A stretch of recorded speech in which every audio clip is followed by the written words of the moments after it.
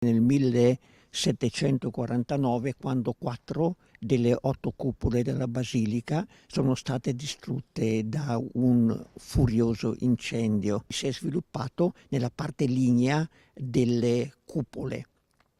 Anche qui, come a Parigi, la volta in pietra e mattoni non è stata danneggiata. Forse pochi sanno che 270 anni fa la Basilica del Santo subì le conseguenze di un rogo devastante e tragica fatalità, come per Notre Dame accade nella settimana che precedeva la Pasqua. A raccontarlo è padre Giuliano, memoria storica della Basilica, esperto e conoscitore dei sistemi di sicurezza che la proteggono. Le cupole all'epoca vennero ricostruite in pochi mesi.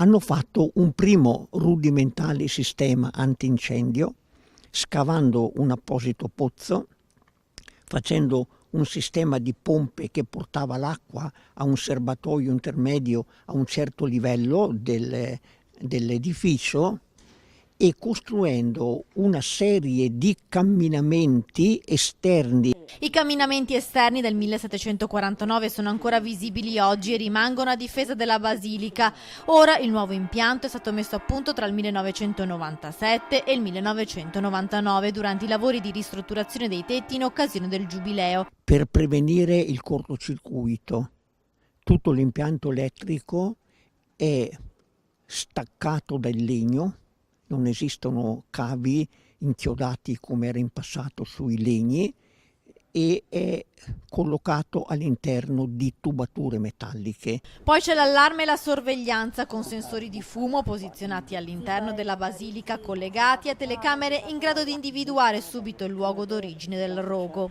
In caso proprio di pericolo che c'è la fiamma, allora abbiamo un sistema di primo intervento che è costituito da un serbatoio di acqua pulita, da delle pompe automatiche che partono con dei motori diesel. In passato, in caso di incendio, l'acqua veniva presa dal pozzo e portata con i secchi fino al punto del rogo. Oggi invece, come potete vedere lassù, ci sono dei tubi speciali d'acciaio che fanno arrivare l'acqua anche nei punti più alti della basilica.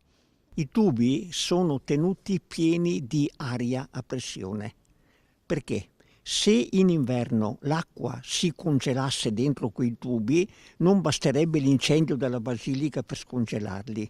Quindi sono abitualmente pieni d'aria compressa. In caso di allarme, l'aria esce nel giro di pochissimi secondi e nel frattempo intervengono le pompe a spingere l'acqua a pressione fino dove serve.